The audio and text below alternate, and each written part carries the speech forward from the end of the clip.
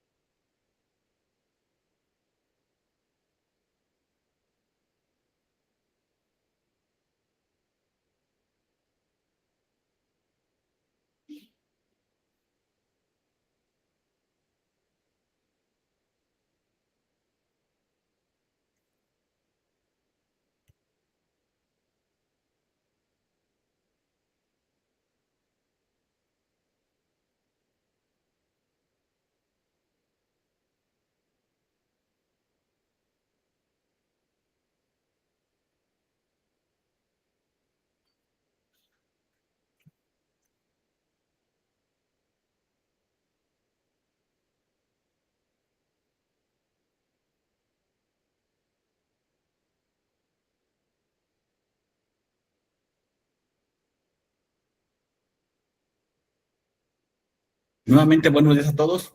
Vamos a iniciar con nuestro webinar del día de hoy, para lo cual voy a presentar a la doctora Lucía, que es la que va a estar a cargo de la ponencia de este nuevo webinar. Básicamente, la doctora Lucía Guadalupe Badía García es ingeniera bioquímica de profesión, maestra en ciencias y doctora en ciencias de los alimentos, con especialización en investigación y desarrollo tecnológico aplicado al sector alimentario. Actualmente se desempeña como coordinadora del programa educativo de ingeniero químico en alimentos, donde participa en la planeación curricular, supervisión académica y seguimiento del desempeño formativo. Acumula 5 años de experiencia industrial en áreas de desarrollo de productos, control de calidad y mejora de procesos. Su trayectoria ha contribuido a la implementación de soluciones basadas en evidencia científica dentro de empresas del sector alimentario.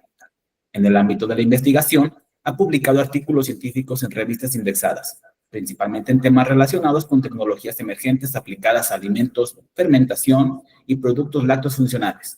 Mantiene además vinculación activa con la industria mediante proyectos de transferencia de conocimiento, asesorías técnicas y formación especializada orientada a innovación y optimización de procesos.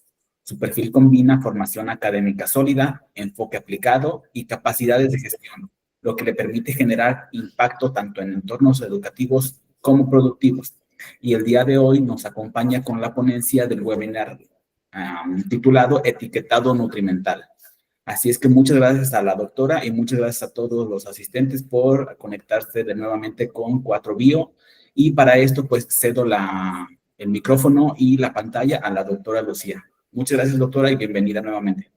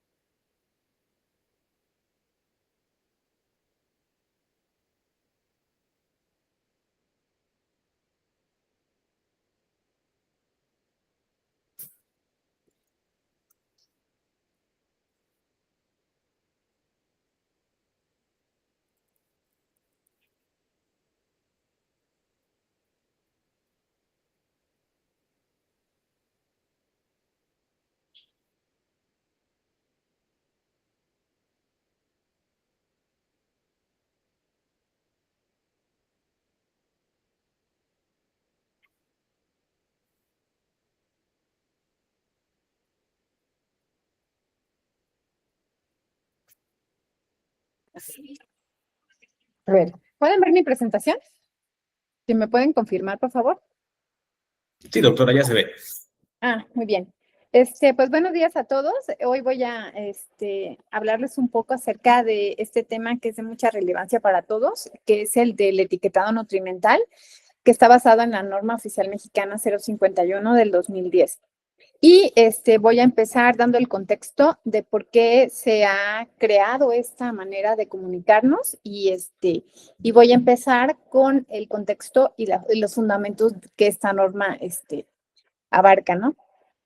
En primera, les quisiera comentar que esta norma surgió de una observación y una necesidad de la sociedad mexicana. Sabemos y hemos escuchado en varias partes y tenemos los datos ya recabados por la Encuesta Nacional de Salud. Desde hace algunos años ha publicado constantemente estadísticas. Estas estadísticas han sido pues severamente alarmantes debido a que pues se ha observado que la población mexicana sufre de padecimientos bien importantes como son el sobrepeso y la obesidad. Estos padecimientos, vemos que están súper elevados, presentando porcentajes de arriba del 70% en adultos, tanto en hombres como en mujeres, tanto en sobrepeso como en obesidad. Y entonces esto se traduce en, pues, el desarrollo de enfermedades cardiovasculares que son de las que no son transmitibles. Entonces, sabemos que la base para estas enfermedades, pues, es la alimentación y las repercusiones que esto puede tener, pues, son muy variadas de impacto personal, pero también de impacto como sociedad. Entonces, dándose cuenta esto, todo lo que es gobierno, porque la alimentación está fundamentada desde la Constitución, en el que tenemos derecho a una alimentación. En artículos de la Constitución hay todo un organismo que regula toda esta parte. Entonces, si la alimentación es el fundamento para el desarrollo de enfermedades, en este caso obesidad y sobrepeso, esto se va a traducir para el sector pues gubernamental en un problema de salud pública que va a generar gastos y va a incidir severamente en toda la condición de la sociedad y en el tejido, ¿no?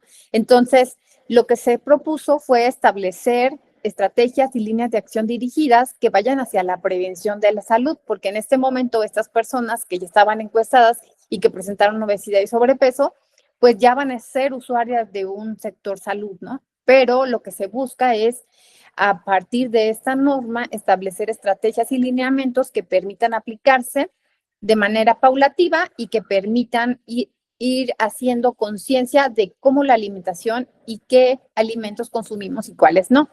Entonces, aquí les puse la referencia de la ENSANUD. Esta encuesta se realiza cada determinados años, ya hay una más reciente, pero les pongo esta referencia porque con estos datos fue que se hizo todo el desarrollo de la norma, ¿no?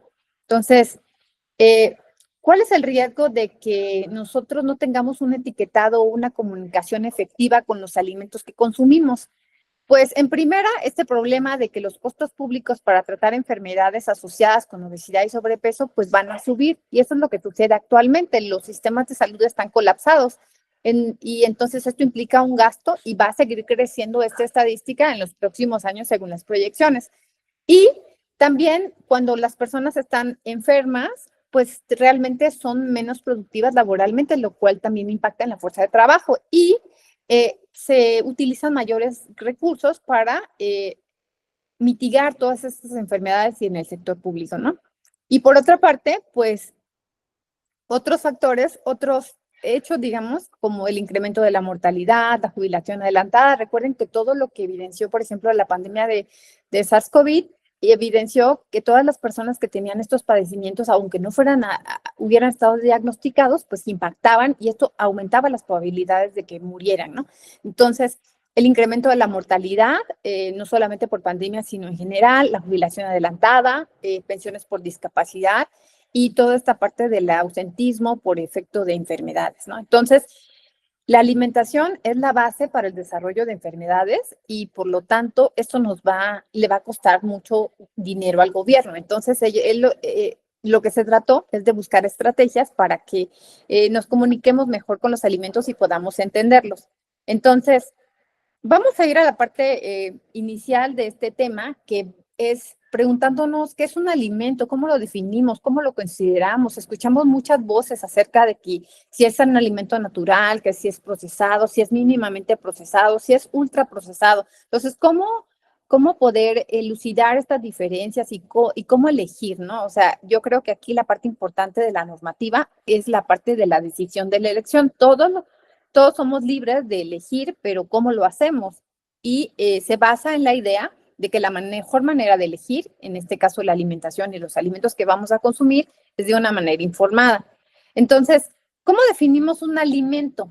Entonces, si yo le pregunto a cada uno de ustedes qué es un alimento, pues va a tener una idea que va a estar dada en su contexto, ¿no? De su formación, de su grado socioeconómico, de su formación académica, del entorno en el que esté viviendo, ¿no? Entonces, pero ¿cómo lo definimos en términos generales? Lo definimos como un producto que consume un ser vivo para su nutrición. ¿Y qué es la nutrición? Pues aquello que me va a dar nutrientes para realizar mis procesos del día, ¿no? O sea, tener energía para caminar, correr, realizar mis procesos biológicos, todo lo demás, ¿no? Entonces, tenemos organizaciones que han dado definiciones muy claras y podemos citar al Códex en donde dice que es toda sustancia que elaborada, semielaborada, natural, destina a consumo humano.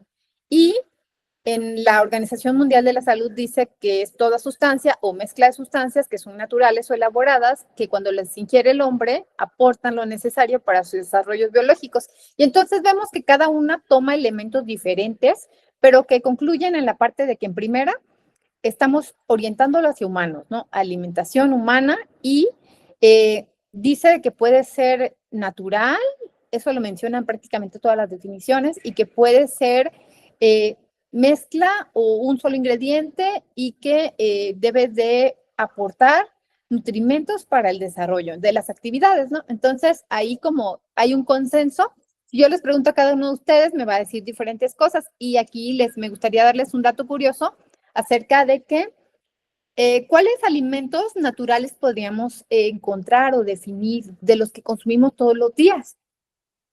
Entonces, si yo les digo que la naturaleza tiene muy poquitos alimentos destinados como alimentos, podría sorprenderles, ¿no? Porque nosotros nos comemos las frutas, nos comemos los cereales, nos comemos la carne, pero en realidad no era la función biológica de la naturaleza utilizarlos como alimentos. ¿Cuáles serían los que ustedes podrían visualizar como alimentos 100% naturales que los creó la naturaleza para ser consumidos como fuente de estos nutrientes? Pues solamente podríamos citar dos, la leche y la miel. Ajá. Entonces, en el caso de la leche, pues el líquido que producen las hembras mamíferas para sus crías y tiene todos los elementos para nutrir a un bebé y una lactancia exclusiva puede mantener un bebé durante los primeros 6 meses de vida sin problema y multiplicar su masa y todo lo demás, porque está diseñado por la naturaleza como alimento. Y en el caso de la miel igualmente, por eso tiene tantas propiedades y tiene tantas nutrientes incorporados, ¿no? Entonces, estos alimentos son los únicos que podríamos considerar así como en esa definición como completamente naturales, pero no, en realidad utilizamos mucha más cantidad de alimentos, consumimos una gran cantidad de alimentos que no es que sean artificiales, sino que en realidad eh, fueron a lo mejor a parte de una formulación, a lo mejor parte de una receta y que ya se convirtió en un alimento y muchas veces satanizamos la parte de que un alimento es procesado, que un alimento es ultra procesado y cómo vamos a armar estas fronteras, ¿no? Estas definiciones. Entonces, qué es lo que buscamos como consumidores actuales? Pues nos bombardea todos los medios para decir, no, es que solo debes de comer alimentos naturales y hay dietas específicas que si personas que solo consumen cosas crudas, que personas que son completamente veganas, que personas que son ovo-lacto-vegetarianas, o sea, hay muchos diferentes tipos y es muy respetable porque cada quien puede elegir lo que va a consumir, pero también se va a someter a los nutrimentos que les aporten esa dieta y entonces, pues las consecuencias buenas o malas que pueda tener. Entonces, el consumidor actual está expuesto a una gran cantidad de información y cómo separar esta información, cómo poder criticarla, cómo poder seleccionarla, ¿no? ¿Y cómo le hacemos para llenar el carrito? ¿Cómo interactuamos con los productos que están cuando vamos a un supermercado? ¿Cómo hacemos, no? Se considera que cuando tú vas se sabe que cuando tú vas al almacén, al supermercado, encuentras todos los productos, están agrupados, hay una estrategia de marketing para que vaya llenando el carrito y cómo lo seleccionas, cómo eliges entre dos productos, cómo eliges entre dos marcas, juega el marketing, juegan las etiquetas, juega la ubicación en el espacio y muchas cosas, ¿no? Interactúas con un producto alrededor de 5 segundos para decidir si lo llevas o no y si lo consumes o no. Entonces, lo que se dice es que nuestra elección está basada generalmente en precio, en conveniencia, en calidad, y todo esto forma un entorno de decisión. Y lo que hoy estamos tratando es que en este entorno alimentario podamos incorporar información que sea clara, que sea veraz, que sea oportuna, ¿no? Y generalmente, ¿qué es lo que quisiéramos? Si pensáramos en un alimento ideal, es que fuera rico, que fuera menos procesado, que fuera muy natural, que fuera barato, que nunca jamás mencionemos algo de ultraprocesado. Pero hemos visto la parte de eventos, por ejemplo, me gusta mucho referirme en el caso de la pandemia, en donde sí queremos natural, sí queremos menos procesado, sí queremos limpio de etiqueta, sí queremos todo eso, ¿no? Pero a la hora de una necesidad, ¿qué elegimos? ¿Cómo lo hacemos? Si hay concordancia, si hay eh, esta parte de que la información que nosotros estamos expresando de lo que queremos sean realmente nuestras decisiones, a veces es más contradictorio de lo que se imagina, ¿no? Entonces, en un alimento natural, ¿qué sería? Un alimento natural serían aquellos, o los podemos definir como aquellos que no tienen ningún tipo de procesamiento, no tienen ningún tipo de adición de sustancia, se encuentran en su estado más puro, no ha habido modificaciones de manera significativa de su forma original. Y estos son los que vamos a encontrar en las fruterías, en las carnicerías y en los productos como a granel, ¿no? Y si nosotros pensamos, ¿cuándo les hemos visto sello a esos productos? Pero no significa que se encuentren exentos de los nutrientes que los sellos nos están indicando, sino que simplemente ellos no caben dentro de esta normativa. Entonces ahí hay como una ambigüedad en el que se dice, no, la norma del etiquetado con los sellos, que es así como la identificamos a la norma oficial 051, no aplica para todos, pero no porque no contenga sus nutrientes, sino que realmente estos, por ejemplo, estos productos están en un punto de venta que van a ser como de consumo inmediato y entonces pues no se someten a la norma de este etiquetado, ¿no? Entonces, ¿cuáles sí se someten a este etiquetado? Pues los que son ya más procesados y que se comercializan en México y que se comercializan en establecimientos que los preenvasan o los preempacan. Y para eso, generalmente, para que se puedan vender empacados, llevan un procesamiento ya sea mínimo o intenso, ¿no? El procesamiento mínimo es que los laven, que los limpien, que los desinfecten, que los pelen, deshuesen, rebanen, congelen, los pasteuricen. Y entonces, ¿todo esto para qué lo hacen los industriales?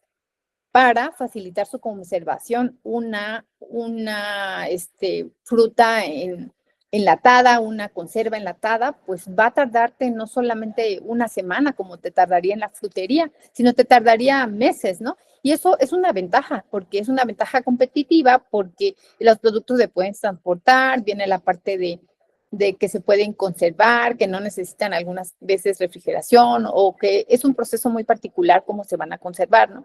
Pero eso no siempre significa que sea malo, ni que sea menos nutritivo.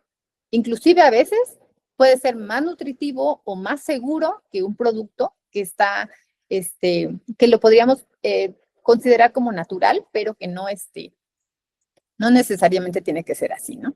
Entonces, en este tipo de productos que son mínimamente procesados se conservan la mayor parte de sus características naturales y una parte importante pues es que no le estamos añadiendo sustancias, aditivos, que es lo que conocemos, ¿no?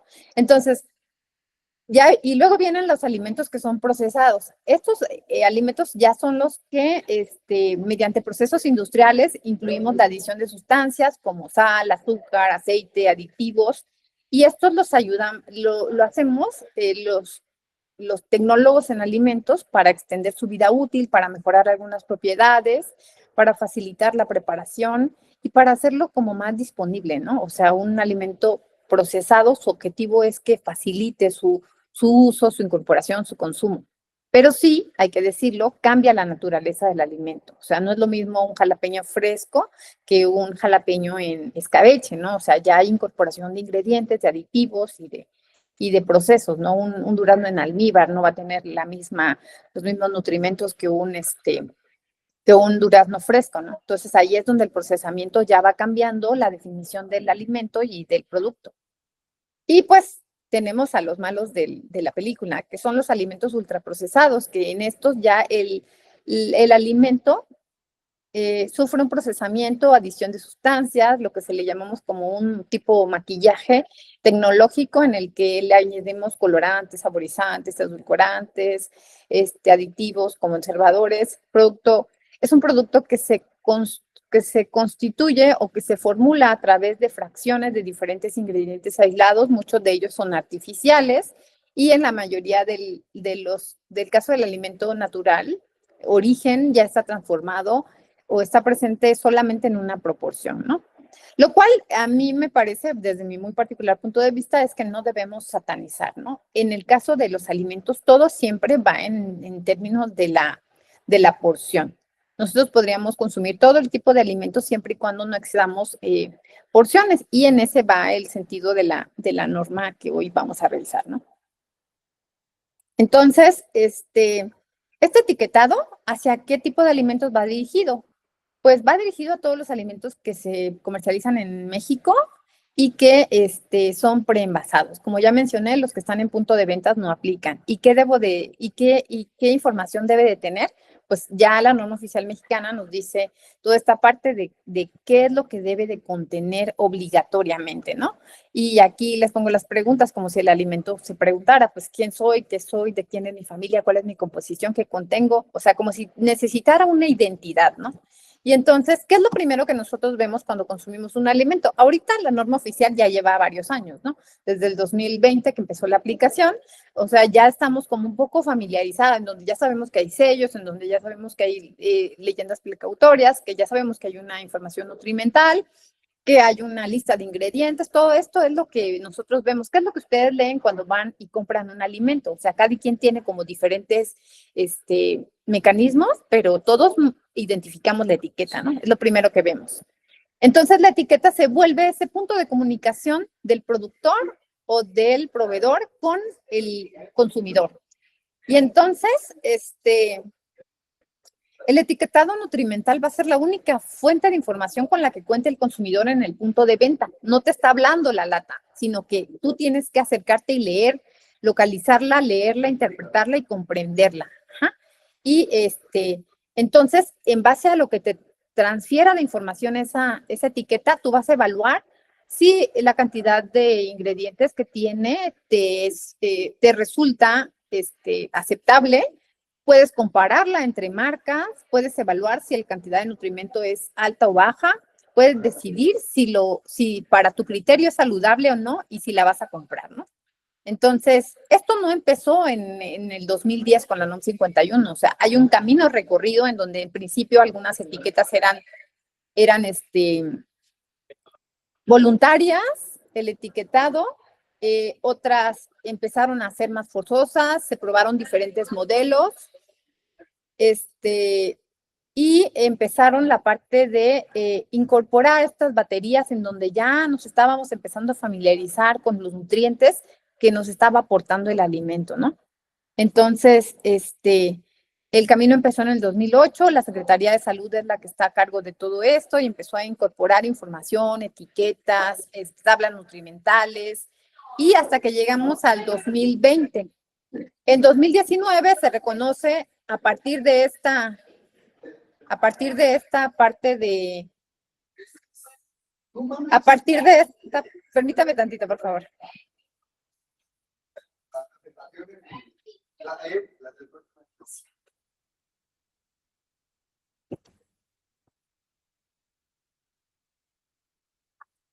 Una disculpa.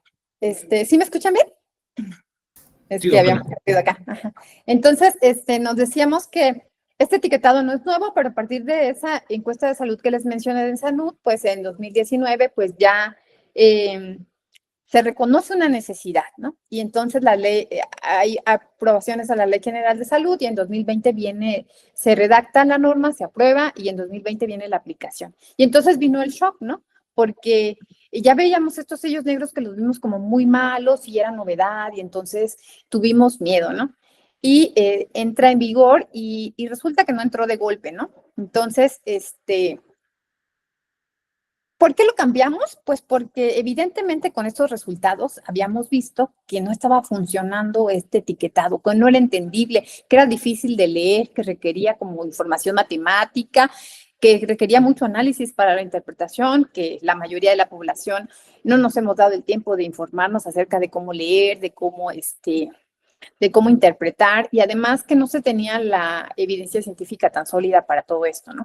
Entonces, pero ahora viene la otra contraparte. Ponemos mucha información y entonces, si la norma, el etiquetado funciona también, o sea, si yo me pusiera a analizar toda la composición de un plátano, o sea, podría hacer toda esta etiqueta y entonces, si se traduce en lo que es, ese es un alimento natural, pero contiene todo esto, o sea, si yo veo una etiqueta del plátano y entonces, tiene todo esto, de inicio digo, no, si yo les pongo la etiqueta sin que esta lista de ingredientes, sin que yo les diga que es un plátano, ustedes se van a asustar y me van a decir, no, esto es un ultraprocesado. Entonces es ahí donde viene esta parte de cómo ir entrando en el objetivo principal es pues la educación, ¿no? Que aprendamos a diferenciar, a entender la información. Y las etiquetas nutrimentales pues tienen esa función.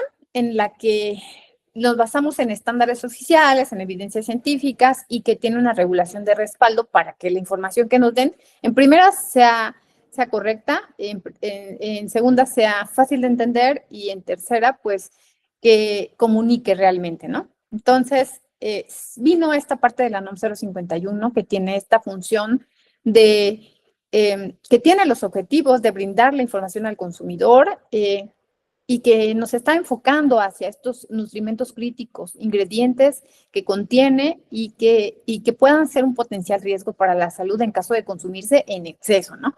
Y pues es esta información del etiquetado que debe de ser claro, que debe ser fácil de entender y veraz, ¿no? Y permite una toma de decisiones informada para beneficio de nuestra salud y informar de una manera verídica y acreditada, y nos da como advertimiento de los ingredientes que pueden ser críticos para la salud. Entonces, la norma oficial mexicana aplica para todos los productos que sean preenvasados, pero no para los que están en punto, ¿no? O sea, en venta de punto. Y no vino de pronto, sino que ha venido en fases. Y entonces vino de octubre del 2020 el shock a 2023, en donde dijo, esto es lo que obligatoriamente tienes que presentar y tienes que incorporar estos hexágonos de los nutrientes críticos y de la información crítica que el consumidor debe de saber para elegir tu producto. Entonces, vino la fase 1 y la fase 1 fue de 2020 a 2023, y entonces aquí muchos industriales dijeron, no, pero es que yo ya tengo 10,000 etiquetas, y entonces les dieron como un tiempo pues de buena voluntad para que nada más imprimieran los hexágonos y los pegaran sobre las etiquetas que ya tenían impresas, ¿no? Entonces así pues ya hubo un acuerdo entre los industriales y COFEPRIS que estaban normando esta parte, y entonces pues ya empezaron a crear sus etiquetas y siempre la industria va a ser así, va a alargar hasta el momento en el que pueda. Entonces pegaron nada más los hexágonos muchos, otros ya la adoptaron, y entonces empezó esto de decir, ¿cómo mi mayonesa tiene 5 sellos? No es posible, ¿no? Entonces es ahí donde se vino esta parte de la información y todos nos asustamos.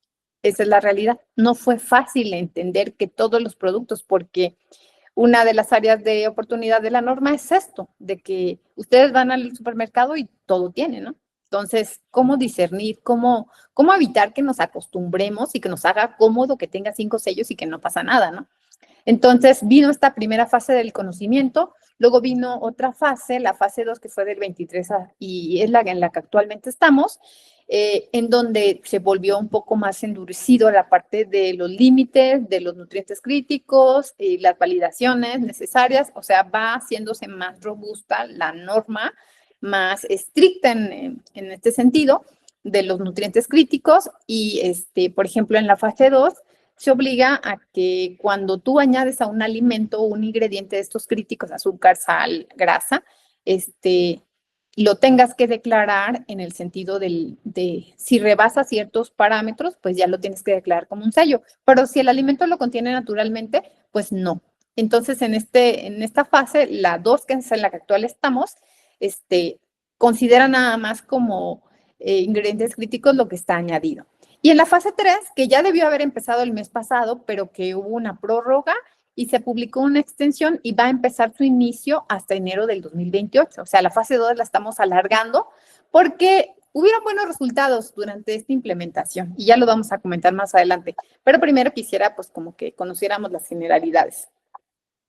Entonces, hay requisitos generales de etiquetado, y de lo que más he estado mencionando es que la información tiene que estar como clara. Y a veces ni es, aún todavía con todo esto, pues no es tan clara, pero sí es mucho el trabajo de la divulgación y de la difusión para que lo podamos entender, ¿no? Entonces, debe de tener información, se deben de incluir sellos y leyendas de recomendación. También puede haber estas recomendaciones de que puede ser bueno para la salud, no todo tiene que ser malo, pero siempre que esté validado por una evidencia comprobable, ¿no? Y para que se puedan permitir estas recomendaciones o sellos buenos, debe de ser un producto que esté libre y exento de estos nutrimentos críticos añadidos que ya superen los niveles para presentar un sello. O sea, los productos que tienen sello no pueden tener recomendaciones buenas, ¿no? Entonces, ahí es como que vamos discriminando un poco, ¿no? Entonces, la etiqueta de los productos que no contienen sellos deben de tener la leyenda, este producto no contiene sellos y lo pueden tener en cualquiera de la superficie que está expuesta para la información, como que es cualquier parte del envase, ¿no? Este producto no contiene sellos ni leyendas, como para que no estés perdiendo el tiempo en buscarle o trates de entender cuando en realidad no aplica, ¿no? Entonces, uno de los cambios sustanciales de la parte de esta norma fue la eliminación de todos los personajes infantiles, animaciones, dibujos animados en productos que contengan uno o más sellos. O sea, si el producto está libre de sellos, puede tenerlos, pero si el producto tiene sellos, no lo puede tener porque induce a el hecho de que la población infantil quiera consumir algo porque tiene un dibujito lindo, porque tiene una promoción, porque tiene cualquier cosa, ¿no? Entonces, que sea llamativo. Pero esto no exenta, o sea, los personajes no desaparecieron, nosotros los podemos ver en los camiones en la publicidad, en los camiones de los repartidores, o sea, están presentes, ¿no? Pero ha habido un cambio bueno, porque esto ha forzado a la parte de cuándo sí puede estar el personaje o la animación, cuando el alimento no tiene sellos. Entonces, obligamos a los industriales a reformular para disminuir la cantidad de azúcar, de sodio, de grasa, para que el producto esté exento y entonces ahora sí pueda envolver estos personajes, ¿no?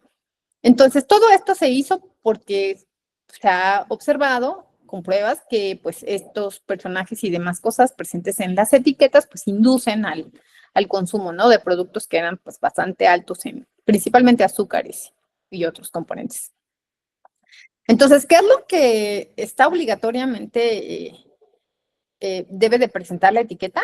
Pues en primera debe de ser el nombre o la denominación del producto, o sea, cómo se define el producto.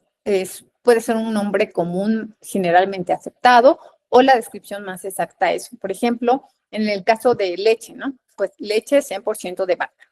O en el caso de los productos vegetales, es producto formulado a base de almendras. Haz un nombre largo, pero describe lo que es, porque no le puedo poner leche de almendra, porque esa induciría al error. O sea, no hay leche que provenga de lo que no sea animal, ¿no? Entonces, este producto es una formulación y así tiene que aparecer.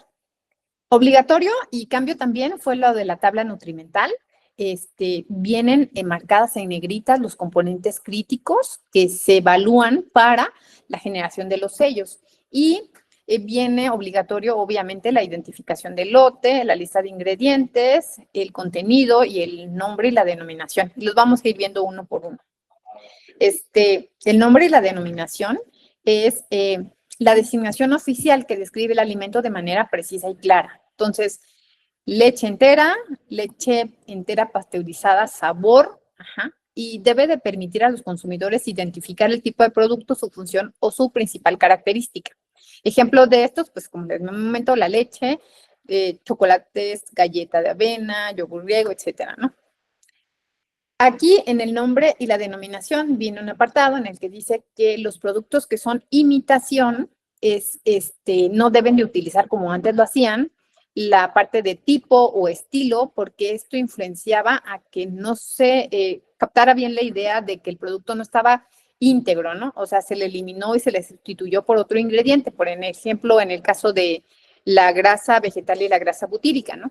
Entonces, productos, por ejemplo, los quesos panela que no están elaborados de 100% de leche, pues deben de aparecer con su leyenda imitación, porque no es estilo o no es o no es un queso real, ¿no? Entonces debe de aparecer la palabra en un tamaño el doble de grande que la definición.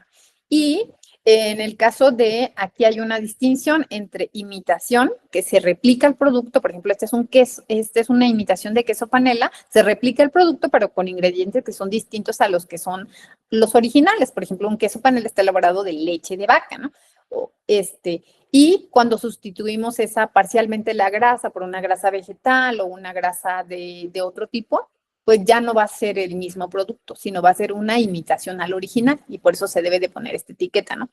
Y cuando es un análogo, es un producto que no intenta pasar por el original, por ejemplo, estos productos de semillas que son como tipo bebibles, que generalmente se conocen como leche de almendra, leche de coco, leche de amaranto, lo que quieran, pero no es que ellos quieran ser leche, sino que en realidad usan un nombre como porque lo asimilaron así y se conocen en la comunidad, pero que en realidad tampoco es el correcto. Entonces debe de haber como una definición y por eso viene la parte del nombre y la denominación, ¿no? Bebida vegetal de almendra, producto a base, producto lácteo fermentado, y no dice yogur, por ejemplo, ¿no?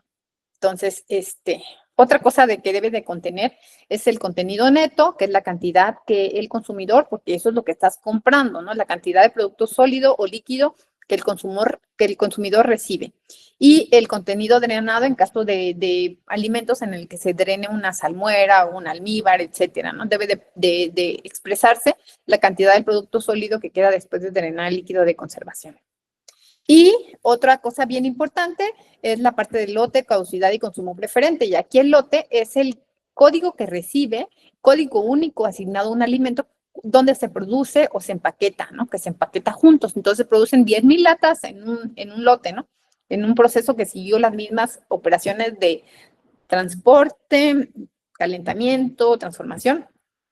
Esos se procesaron juntos, van a tener el mismo lote porque se produjeron en el mismo momento con las mismas condiciones. ¿Y para qué me sirve este lote? Pues me va a servir para la trazabilidad. Si hay un problema de inocuidad, de defectos y tú como consumidor quieres rastrearlo, llamas a la información que te dio el consumidor, un número que te aparece en la etiqueta y entonces dice, el lote de esta lata es tal, y entonces necesito que analicen todo lo demás como para que si haya alguna acción legal o algo, alguna queja o demanda, pues se localice el producto del que se está refiriendo. Y viene la parte de la caducidad y el consumo preferente. ¿Cuál es la diferencia? ¿Por qué unas dicen caducidad y otras dicen consumo preferente? Pues la caducidad es la fecha hasta que el producto es seguro para su consumo y eso es en términos de inocuidad. Si tú te comes el producto después de esto, es un riesgo de que puede estar ya deteriorado microbiológicamente, que ya no presenta la inocuidad necesaria para que sea seguro, ¿no? O sea, no es inocuo. Puede presentar un riesgo para tu salud. Y luego viene la parte de consumo preferente, que son productos que pasada esta fecha no van a tener problemas tan graves, no van a tener problemas de inocuidad, pero sí van a tener problemas de propiedades como sensoriales, ¿no? Organolépticas. Probablemente si te comes un cereal después del consumo preferente, te vas a ver, no sé, tal vez duro o tal vez chicloso, algo que no se espera, ¿no? Entonces, o a lo mejor puede ser un poco deteriorado en términos de color o sabor, ¿no? Entonces, eso es consumo preferente y caducidad. La diferencia radica en la parte de la inocuidad y la seguridad de los alimentos y el otro en términos de la apariencia y las sensaciones organolépticas.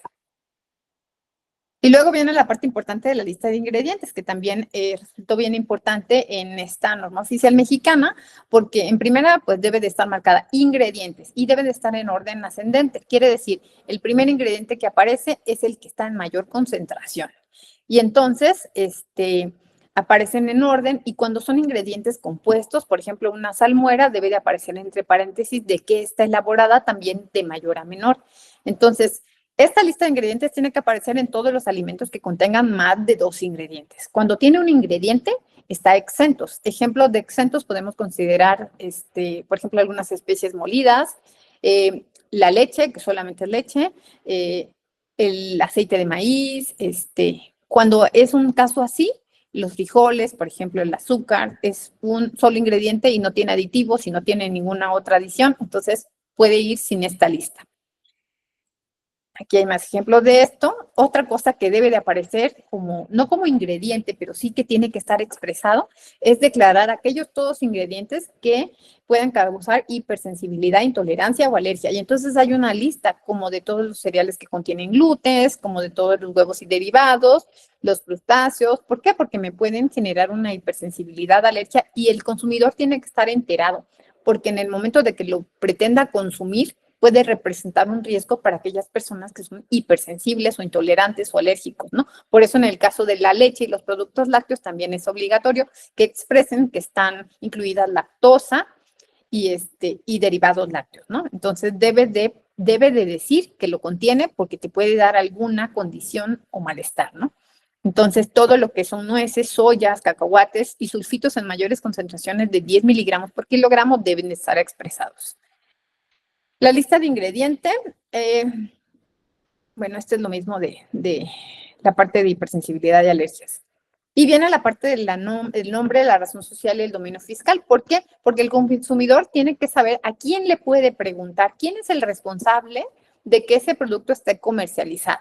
Y aquí es el responsable en México, ¿no? Porque puede ser un producto que lo importaron de otro país y es válido, pero siempre y cuando haya una persona que lo importa y que se hace responsable de ese producto y de todo lo que cause aquí en el país. Entonces está esta figura del importador y del productor, ¿no? Entonces debe indicarse en la etiqueta el nombre, la razón social y el domicilio fiscal del responsable del producto, pero también se puede indicar si se elaboró en otro lugar, en dónde fue elaborado, e inclusive se pueden usar gentilicios como este producto es español o este producto es italiano o estadounidense, ¿no? Pero siempre debe haber una razón social que esté aquí en México que se haga responsable como de esta parte.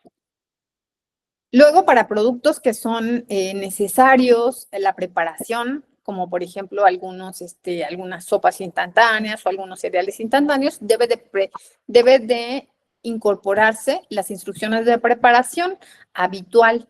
¿Por qué? Porque ya recae, esta es la obligación del productor o del comercializador, pero ya recae en el consumidor si ellos hacen modificaciones y ya la información ya no va a ser verídica y esto va a ser más adelante por la tabla nutrimental. Entonces, también se pueden proporcionar más informaciones acerca del procesamiento, como por ejemplo, cuando están obtenidos de una condición específica, como por ejemplo estas lechugas que son hidropónicas, y dice, estas lechugas fueron producidas de agua de mineral. O sea, esa es información que si es comprobable lo puede decir. Y luego viene la parte ya de la información tal cual de los componentes, ¿no? Y aquí vamos a hacer una mención específica de la parte de los azúcares. Los azúcares, pues, son todos los monosacáridos y disacáridos que están presentes en el alimento. Y luego vienen los libres, ¿no? Que son aquellos monosacáridos y disacáridos que son disponibles. Y estos están compuestos, los azúcares libres van a estar compuestos de los que ya contenía el alimento, como matriz básica, más los que pudimos haber añadido. Y los azúcares añadidos, pues son aquellos que le añadimos a la formulación de un alimento de que eran los que ya eran más procesados, ¿no? Entonces puede ser un edulcorante o con otras funcionalidades específicas, ¿no? Entonces son alimentos añadidos, son aquellos libres, pero que están agregados de manera intencional durante la elaboración industrial. Y entonces, para declarar en la lista de ingredientes estos azúcares añadidos, tienen que aparecer entre paréntesis todos agrupados, ¿no? No los puedo poner, aunque sea muy poquito, los debo de poner junto. Y dentro también de mayor a menor concentración, en orden decreciente, ¿no? Entonces, el primero que aparece de la lista, entre paréntesis, de azúcares añadidos, va a ser el que esté en mayor concentración. Y en el caso de que exista un ingrediente que está compuesto a su vez de azúcares añadidos, esos también deben de agruparse, como por ejemplo en el caso de un concentrado de fruta, que va a tener varios ingredientes, pero dentro de esta van a haber azúcares añadidos y de estos azúcares añadidos van a ser una mezcla de azúcares, de tipos de azúcares, pues también se va a expresar. Y todo siempre en orden decreciente. Y bueno, y viene la parte esta de la declaración nutrimental. La declaración nutrimental es lo que me obliga a declarar y puede ser en forma de tabla o puede ser en forma como de párrafo, pero siempre debe de estar por 100 gramos o 100 mililitros de producto. Y esto me permite compararlos entre ellos, ¿no? Agarro 2 yogures, tal vez son de diferente tamaño, pero los puedo comparar equitativamente, ¿no? Entonces, este tipo de tabla nutrimental marca en negritas aquellos elementos que son críticos y que me van a servir para determinar la parte de los sellos de ingredientes, ¿no? Los famosos sellos negros. Y aquí es donde vienen estos sellos de advertencia, de ahí se derivan de la tabla nutrimental. No es oficio de la NOM 051 los métodos por los cuales se evalúan, pero son métodos analíticos, como proteínas por Kendall, como extracción de grasas por solventes, como determinación de sodio por absorción atómica. Eso ya es otro tema, pero también viene inherente a esta parte de que debe de ser calculado, ¿no? Bueno, debe ser determinado por un organismo validado. Y luego vienen estos sellos de advertencia, octágonos de advertencia y leyendas precautorias. Vienen 5, que son exceso de calorías, azúcares, grasas saturadas, grasas trans y exceso de sodio. Y solamente se aplican para aquellos que exceden su contenido en los límites que la misma norma marcó. Y para el cálculo de estas cantidades se hace el análisis químico, se determinan los gramos. ¿Y cómo se hace el aporte energético? Pues se hace por término de la técnica de Atwater, que es acerca de utilizando los conversores de las equivalencias de cálculo de energía. Por ejemplo, los carbohidratos proporcionan 4 kilocalorías por gramo, las proteínas 4 kilocalorías por gramo y las grasas 9 kilocalorías. Entonces, para esta parte de la declaración puede ser en números enteros o puede ser con un decimal, pero siempre deben de aplicarse los redondeos que expresa la misma norma, ¿no? Entonces, una vez que se analiza esto, se determina si excede algún parámetro según la norma, y ahorita vamos a ver esta tablita. Y si es así, se tienen que aplicar los sellos al frente, como la portada de la etiqueta. Entonces, las leyendas son estas. Si el tamaño de la etiqueta es muy pequeña, se pueden resumir, y cuando se resumen se tiene que poner el número de sellos que contiene, y esta es una manera, y debe de tener un número para el cual te comuniques, y entonces te pueden dar más información, o una página de internet. Para el caso de las bebidas, para el caso de alimentos en general que contienen edulcorantes, debe de aparecer la leyenda que no es recomendable en niños, porque se ha determinado que cuando un niño consume edulcorantes desde edad muy temprana, se acostumbra a la cantidad de dulce muy alta, y entonces deja de percibir el sabor natural del azúcar, y entonces esto se vio que era malo y que te acostumbra a consumir productos muy dulces que son muy calóricos, y pues por eso se puso. Y también la cafeína, pues porque es un modificante del sistema nervioso, y que también tiene efectos dañinos a la salud, y más en los niños, pues entonces también se puso. Y en esta segunda fase, que es la que está actualmente y que va a estar hasta el 2028, ¿cuándo se aplican? Pues en productos depende, ¿no? De productos sólidos o líquidos. En productos sólidos se pone el sello de alto exceso de calorías cuando superan las 275 kilocalorías en productos sólidos y más de 70 kilocalorías en productos líquidos, o mayor a 8 kilocalorías de azúcares libres, ¿no? Y esto es porque esta diferencia entre sólidos y líquidos que se da en este parámetro es porque pues la cantidad de azúcar que se consume en una bebida puede ser muy fácil que te consumas 300 mililitros de un refresco carbonatado sin problema alguno y que no te das cuenta, ¿no? Entonces es para que sea como más precautorio. Y la parte de azúcares se pone cuando el 10% del total de la energía proviene de estos azúcares libres añadidos, ¿no? Igual de las grasas saturadas, el 10% de energía proviene de grasas saturadas del total del alimento. El 1% de las grasas trans, que son estas de grasas que son obtenidas de manera sintética, que son hidrogenadas. Y también la parte del sodio, que no solamente incluye cloruro de sodio, que es la sal común, sino otros elementos. Por eso es importante que cuando se va a aplicar una etiqueta se lleve a cabo el análisis, porque no solamente es por el cálculo de cuánta sal le agrego, sino que pueden haber otros elementos que incorporen este elemento químico a la formulación. Entonces se aplican estas. Vamos a ver un ejemplo específico, pero primero, en donde no aplica, productos que vienen en un solo ingrediente. Estas no la aplican: hierbas, especies, extractos de café, infusiones de hierbas, vinagres, agua para consumo, y productos que en la superficie más amplia sean como muy pequeños. O sea, las latitas muy pequeñas, los productos muy pequeñitos no aplica que aparezcan, pero no significa que no los tengan, ¿no? Y luego viene vamos a poner rápidamente un ejemplo. Este ejemplo es acerca del cálculo de la declaración nutrimental. Aquí les pongo un ejemplo, que es unas galletas con naranja, y viene su lista de ingredientes, viene su contenido neto en una cajita, y viene qué ingredientes tiene, ¿no? Empezamos que para las galletas, estas galletas, la harina de trigo es el principal ingrediente, y lo mínimo es el aceite esencial de romero y de naranja, ¿no? Entonces, hicieron el análisis, nos dan esta declaración nutrimental, pero ¿cómo lo calcularon? Pues aquí, por ejemplo, vemos que las grasas, la proteína la multiplican 6 por 4, las grasas totales 23 por 9, y luego viene la parte de hidratos de carbono, son 67 por 4 también, y así hacen la sumatoria y entonces obtienen el contenido energético total, que es por 100 gramos. Y luego la vamos a ceñir esta información, lo que está enmarcado en negritas es lo que va a ir evaluado para la parte de la normativa de los sellos y lo vamos a traducir a cómo está representando en esta tabla. Y para eso, aquí les puse de nuevo las equivalencias de los cálculos de energía, pero aquí los puse en una tabla en donde, por ejemplo, vamos a ver que acá. Aquí vamos a ver que la energía de estas galletas calculadas eran 499. Eso es lo que me dijo mi tablita nutrimental. Entonces, este es el total de energía. Y entonces la primera es, ¿excede la energía de un producto sólido para que contenga el sello de exceso de calorías? Pues sí, porque nosotros teníamos 499 y mi límite es 275. Este sello ya se lo ganó.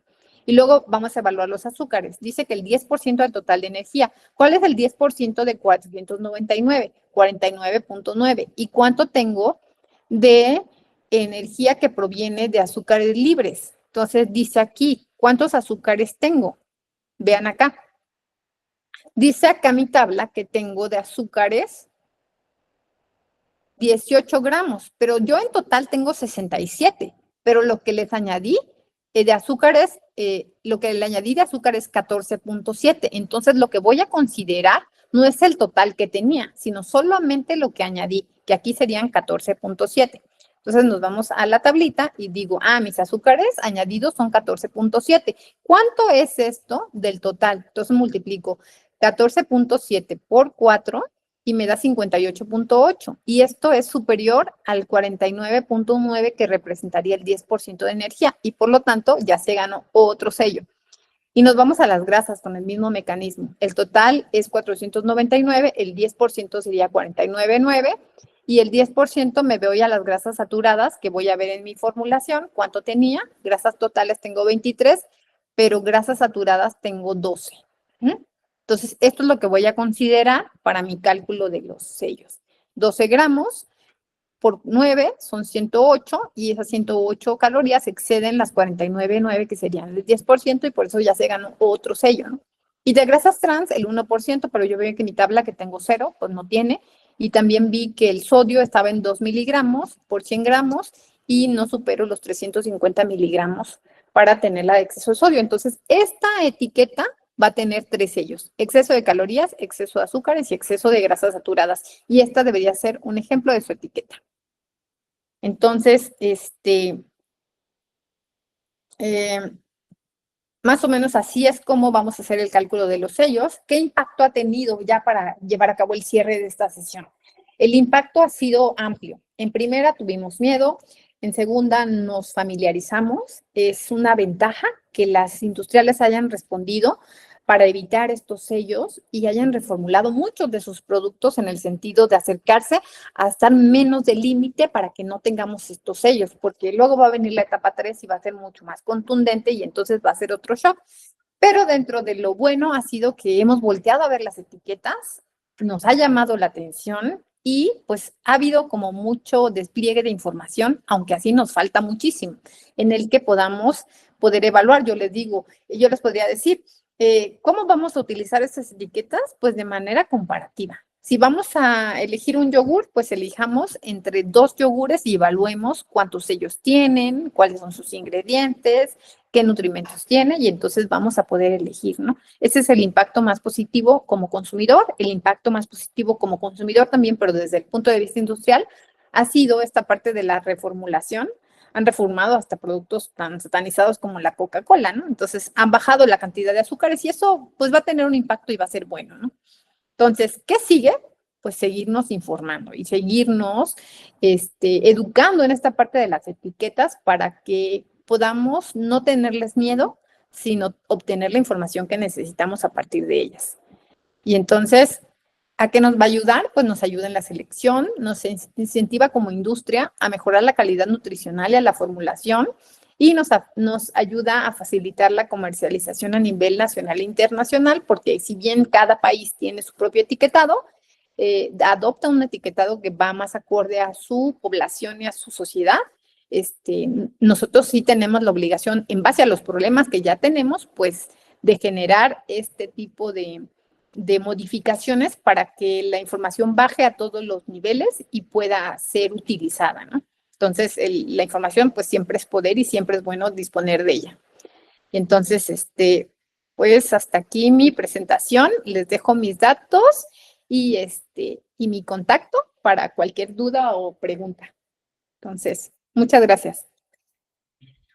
Muchas gracias, doctora Lucía, por tan excelente presentación. Y en este momento vamos a dar oportunidad a los asistentes de que ejerzan algunas dudas o comentarios que quieran, ya sea a través de su micrófono o a través del chat de esta sesión.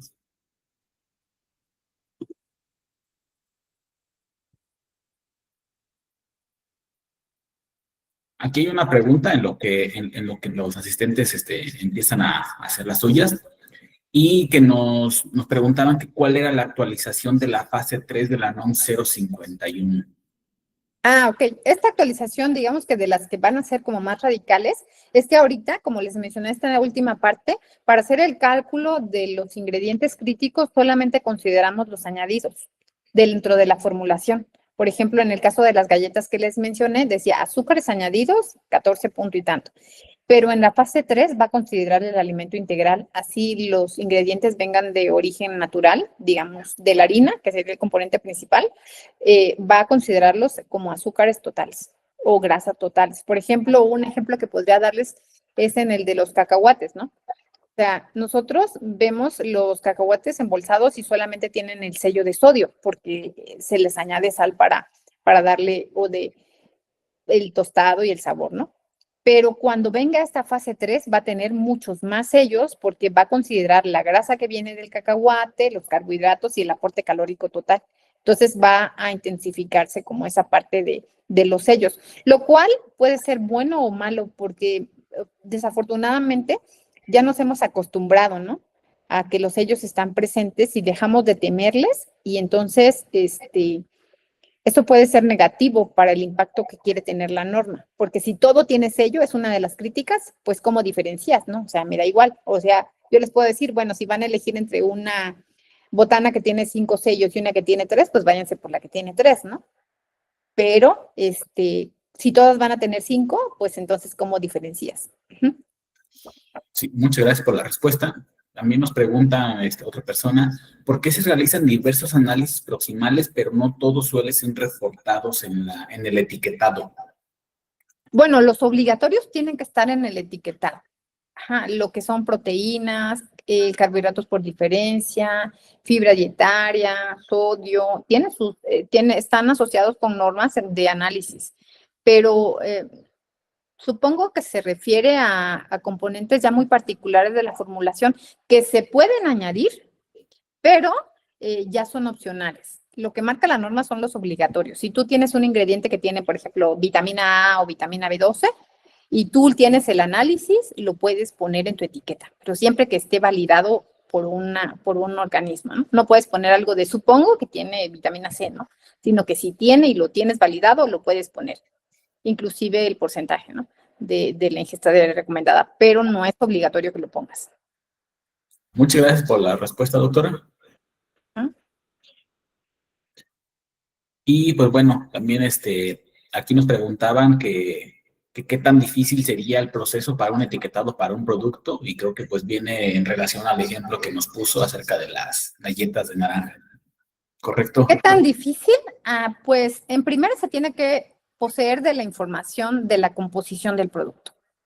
Y luego, la parte de hacer el cálculo, pues hay manuales acerca de la norma en donde está claramente indicado cómo se hace este cálculo, cuánto equivale cada uno. En realidad yo les podría decir, no es muy complicado, pero sí requiere una validación, ¿no? Porque nos ha tocado mucho, por ejemplo, aquí en la universidad, que vienen y hacen sus análisis y le hemos ayudado a muchas personas a hacer esta conversión a la parte de cómo reportarlo, cuántos sellos va a llevar, porque a veces vas a un laboratorio y solo te dan tu análisis y entonces tiene 9 gramos de proteína, pero ¿eso qué significa, no? O sea, cómo lo traduzco yo a mi etiqueta? Y creo que esa parte de la conversión, si van a contratar un servicio, traten de que se los incluyan, ¿no? Para que tengan esa guía y tengan esa acreditación.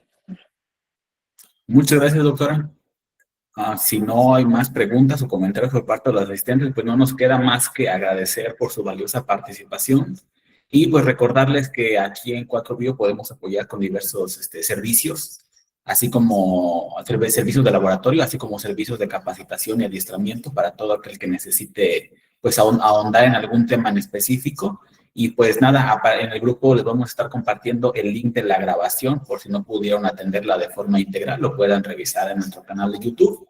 Y de igual forma se les estaría compartiendo a través del mismo medio su constancia de asistencia. Por el momento, nuevamente, muchas gracias, doctora, por su participación y esperemos tenerla nuevamente de invitada próximamente. Gracias, muchas gracias por la invitación y queda pendiente de cualquier duda. Ahí les dejé mi correo. Gracias. Muchas gracias, doctora. Gracias a todos los asistentes. Nos vemos en la siguiente. Hasta luego.